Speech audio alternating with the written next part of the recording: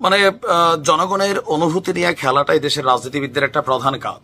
ধর্ম নিয়ে আর অনুভূতি নিয়ে কেউ কেউ বলছেন, মানে নাগরিক পার্টির বিপরীতে গণ অধিকার পরিষদ বলছেন যে পাবলিকের সিম্পেথি নেওয়ার জন্য, জীবন একদম উঠাই দেওয়ার জন্য যে স্ট্যাটাস দিয়েছে এটাও একটা ভাওতাবাজি। আবার কেউ কেউ বলছেন না ভাই, সত্যই হয়তো বা ক্যান্টনমেন্ট থেকে কোনো কিছু ঘটছে। আসলে কোনটা? জনগণকে আবার মূর্খা বানানো হচ্ছে নাকি নিজেদের স্বার্থ কায়েমের জন্য নতুন প্ল্যান হচ্ছে? সালাম আলাইকুম। হঠাৎ করে গতকালকে থেকে মানে প্রেক্ষাপটটা একটু কেমন জানি হয়ে গেছে। আসলে সেনাবাহিনীকে নিয়ে কি নতুন ষড়যন্ত্র হচ্ছে, নাকি সেনাপ্রধানকে সরিয়ে দেওয়ার জন্য কোনো পরিকল্পনা হচ্ছে, নাকি রাষ্ট্রপতি সেনাপ্রধান দুইজনকে সরিয়ে দিয়ে নতুন আর একটা রাজত্ব কায়েমের চেষ্টা চলছে? আবার কেউ কেউ বলছেন না, এই সেনাপ্রধান হচ্ছেন মূল ভিলেন। তো এই কেউ কেউ কারা?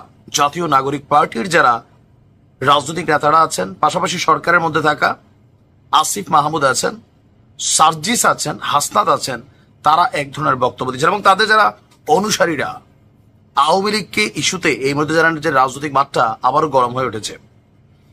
5ই আগস্টের আগে সেনাপ্রধানের ভূমিকা কি ছিল?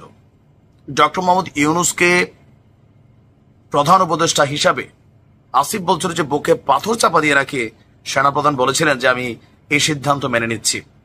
আবার হাসনাদের যে দীর্ঘ স্টেটাস, যে ক্যান্টনমেন্ট থেকে মানে সেনাবাহিনী থেকে তাকে চাপ দেওয়া হচ্ছে, ইউ পিপল আর নাথিং ব্লা ব্লা ব্লা, আমরা শুনলাম 11ই মার্চ থেকে নাকি তাদেরকে চাপ দেওয়া হচ্ছে। তো প্রশ্ন হচ্ছে আজকে 21শে মার্চ, কেন এতদিন পর্যন্ত আমরা বিষয়টা জানতে পারলাম না? নাকি আবারও 32-এর ধানমন্ত্রীর সেই বাড়ি ভাঙার মতন হঠাৎ করে পিনাকিদা বা আরো যারা আছেন তাদের আর একটা পরিকল্পনা সফল হতে যাচ্ছে? মানুষ আসলে এদের কারে বিশ্বাস করবে কারো করবে না, একটা কনফিউশন আছে। আবার আমরা দেশপ্রেমিক সেনাবাহিনীকেও অবিশ্বাস করতে পারি না, কোন ষড়যন্ত্রের জাল রচিত হচ্ছে। তবে এই টোটাল অ্যাক্টিভিটিস গতকালকে থেকে যেটা হয়েছে, ডক্টর মোহাম্মদ ইউনূস যখন বললেন যে আওয়ামী লীগকে নিষিদ্ধ করার পরিকল্পনা এই সরকারের নেই, এরপরে দেখলাম ডক্টর মোহাম্মদ ইউনূসের বিরুদ্ধেই ঢাবিতে রাতারাতি বিক্ষোভ শুরু হয়ে গেল। এরপর হাসনাত একটা স্ট্যাটাস দিয়ে বসলো, আর এরপরে দিনভর সেনাপ্রধানকে নিয়ে নানান আলোচনা চলছে। এই হাসনাত সার্জিসদের উপর রাইট নাও বাংলাদেশের অধিকাংশ মানুষের আর বিশ্বাস নাই, কারণ এদের বিভিন্ন কর্মকাণ্ডে এদের যারা অনুসারী বা যাদেরকে দিয়ে এরা বৈষম্য বিরোধী বলেন, এনসিপি বলেন, তারপরে হচ্ছে সমন্বয়ক বলেন, এরা নিজেরা এখন মারামারি করছে, বিভাজিত হয়ে গেছে। রাজনৈতিক দলকে গঠন করতে গিয়ে এদের নানান অ্যাক্টিভিটিস সামনে আসছে। উপদেষ্টা আসিফের নামে সাংবাদিক ইলিয়াস 100 কোটির দুর্নীতির একটা অভিযোগ প্রমাণ তথ্য দিয়ে দিলেন। আরো বাকিদের সম্পর্কে নানান তথ্য আসছে, বন্যার টাকা নিয়ে প্রশ্ন আছে, এদের অ্যাক্টিভিটিস নিয়ে প্রশ্ন আছে, প্রত্যেকটা রাজনৈতিক দলকে নিয়ে প্রশ্ন আছে, এদের ভূমিকা। তো এই যে টোটাল অ্যাক্টিভিটিসে আমরা আসলে কারে বিশ্বাস করবো? জনগণের অনুভূতি নিয়ে মোটামুটি এরা খেলছে ভালোই। আবার জনগণও আওয়ামী লীগের ফেসিজমের বিরুদ্ধে রাজপথে রুখে দাঁড়িয়েছিল, এটাও সত্য। তবে এদের ডাকে হোক, নিজেদের প্রয়োজনে হোক, সময়ের প্রয়োজনে হোক, 5ই আগস্ট একবার ঘটেছে। এখন এই মুহূর্তে পরিবর্তিত যে সিস্টেম, এখানে এসে সেনাপ্রধানের জন্য যেই পরিস্থিতিটা তৈরি করা হচ্ছে, ডক্টর ইউনূস সরকার কি সিদ্ধান্ত নেবেন যে সেনাপ্রধানকে তিনি বরখাস্ত করবেন? ডক্টর ইউনূসের কি ক্ষমতা আছে? নাই। এই ক্ষমতা রাষ্ট্রপতির বরখাস্ত করার জন্য উপদেষ্টা পরিষদ বা আরো যে সিস্টেম আছে সেই সিস্টেম কি কার্যকর হবে? দেশকে যে কে কোথায় নিয়ে যাচ্ছে আমরা আমজনতা বোঝাটা বড় কষ্টকর। রাইট নাও এই এনসিপি বলেন, এদের প্রতি জনগণের আস্থা 70% পিপলের নাই।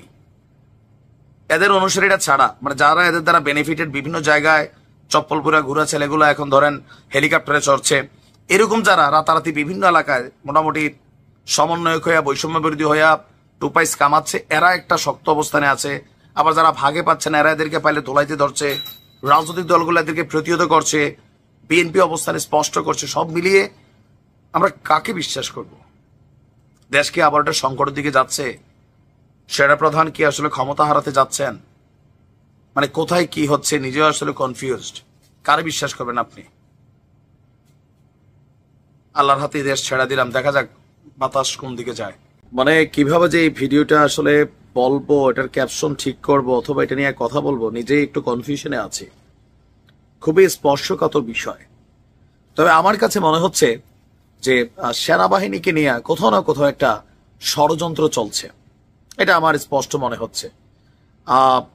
দেখেন, হাসনাত আব্দুল্লাহ খুবই ভালো একজন ছেলে, কিন্তু এদের যে উত্থানের সিস্টেমটা, আওয়ামী লীগের সাথে দীর্ঘ সখ্যতা, সাদ্দামদের সাথে দীর্ঘ ভালোবাসা, আওয়ামী লীগের আমলে সকল সুযোগ সুবিধা নেওয়া, তারপর একটা সময় এসে তারা এই যে জুলাই আগস্টের যে ভূমিকা, সেখানে যথেষ্ট কৃতিত্ব রেখেছে।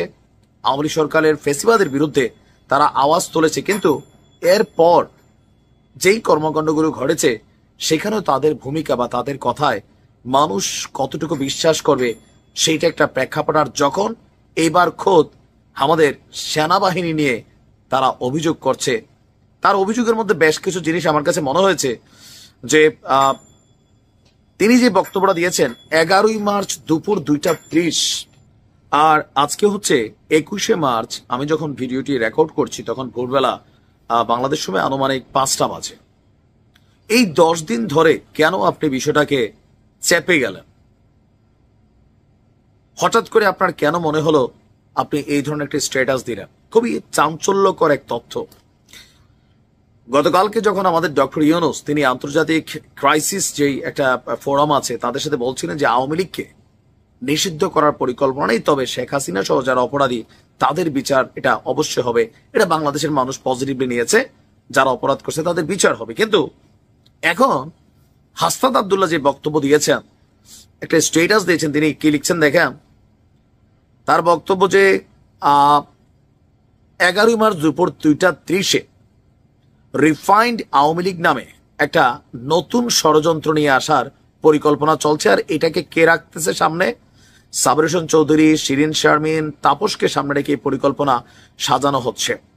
তার বক্তব্য মানে হাসনাত সহ আরো 2 জনের কাছে ক্যান্টনমেন্ট থেকে, মানে আমাদের সেনাবাহিনীর তরফ থেকে এই পরিকল্পনা উপস্থাপন করা হয়েছে। খুবই ভয়াবহ অভিযোগ। তবে আমি সেনাবাহিনীর উপর আস্থা রাখতে চাই। তার বক্তব্য, আমাদেরকে প্রস্তাব দেওয়া হয় আসন সমঝোতার বিনিময়ে আমরা যেন এই প্রস্তাব মেনে নেই। আমাদেরকে বলা হয় ইতিমধ্যে একাধিক রাজনৈতিক দলকেও এই প্রস্তাব দেওয়া হয়েছে, তারা শর্ত সাপেক্ষে আওয়ামী লীগকে পুনর্বাসনে রাজি হয়েছে। তারা এক ঢিলে বিএনপি, সেনাবাহিনী, হয়তো আরো 2-1টা দল, আমি জানি না জামাত নাকি অন্য কেউ, তারা নাকি রাজি হয়ে গেছে। তার বক্তব্যের পরের অংশ যে ওই দলগুলা শর্ত সাপেক্ষে আওয়ামী লীগকে পুনর্বাসনে রাজি হয়েছে। একটি বিরোধী দল থাকার চেয়ে একটি দুর্বল আওয়ামী লীগ সহ একাধিক বিরোধী দল থাকা নাকি ভালো। তো তার বক্তব্য, গত 2 দিন মিডিয়াতে আওয়ামী লীগের পক্ষে একাধিক রাজনীতিবিদ বয়ান দেওয়া শুরু করেছেন। আমাদেরকে আরো বলা হয়েছে, ক্যান্টনমেন্ট থেকে তাদেরকে বলছে রিফাইন্ড আওয়ামী লীগ নিয়ে যাদের করা হবে তারা এপ্রিল মে থেকে শেখ পরিবারের অপরাধ স্বীকার করবে, হাসিনাকে অস্বীকার করবে, বঙ্গবন্ধুর আওয়ামী লীগ করবে, এমন প্রতিশ্রুতি নিয়ে জনগণের সামনে হাজির হবে। আমাদেরকে এই প্রস্তাব দেওয়া হলে আমরা তৎক্ষণাৎ এর বিরোধিতা করি এবং জানাই যে আওয়ামী লীগের পুনর্বাসনের পরিকল্পনা বাদ দিয়ে আওয়ামী লীগের বিচার নিয়ে কাজ করুন। তো তোমরা এটা কেন সাথে সাথে ওই দিন জাতির সামনে কেন জানাইলে না? 10 দিন ধরে কি নেগোসিয়েশন হইলো তোমাদের মধ্যে? এরপরে এক উত্তরে তাদেরকে বলা হয়েছে আওয়ামী লীগকে ফিরতে কোনো ধরনের বাধা দিলে দেশে যে সংকট সৃষ্টি হবে তার দায়ভার আমাদের নিতে হবে এবং Awami League must come back. অবশ্যই Awami League must come back. আমরা আবারও বলি, যারা আওয়ামী লীগের অন্যায় করেছে, অপরাধ করেছে, তাদের বিচারটা পুরো জাতি চায়। শেখ হাসিনার বিচারও কিন্তু জাতি চায়, এটাতে দ্বিমত পোষণ করার কোনো কারণ নেই। কিন্তু দল হিসেবে একটা দলকে ব্যান করা, এটা আপনি এই যে বিশাল আওয়ামী লীগের জনগোষ্ঠী অনুসারী এদেরকে কোথায় নিবেন? এনসিপিতে? আচ্ছা, তারপরে তাদের বক্তব্য, তারা যখন বলছে যে আওয়ামী লীগ তো ক্ষমা চায় নাই, অপরাধ স্বীকার করে নাই, কিভাবে ক্ষমা করে দিবেন? অপরপক্ষ মানে তাদের বক্তব্যটা ক্যান্টনমেন্ট থেকে অপর বক্তব্যটা আসছে, you people know nothing, you lack wisdom and experience, মানে তোমাদের জ্ঞান এবং অভিজ্ঞতার অভাব আছে। We are in this service for at least 4 years, আমরা এই লাইনে 40 বছর কাজ করছি, তোমার বয়সের থেকে বেশি। তাছাড়া আওয়ামী লীগ ছাড়া অংশগ্রহণমূলক নির্বাচন হবে না। তারা উত্তরে বলে আওয়ামী লীগের সাথে কোনো ইনক্লুসিভ হতে পারে না, আওয়ামী লীগকে ফেরাতে হলে আমাদের লাশের উপর দিয়ে ফেরতে হবে, আওয়ামী লীগকে ফেরানোর চেষ্টা করলে যে সংকট তৈরি হবে তার দায়ভার আপনাদেরকে নিতে হবে। পরে মিটিং অসমাপ্ত রেখে তারা চলে আসে। তো দিন শেষে আবার সে বলছে আজকেও ক্যান্টনমেন্টের চাপকে অস্বীকার করে আমি আবারও আপনাদের উপর ভরসা রাখতে চাই।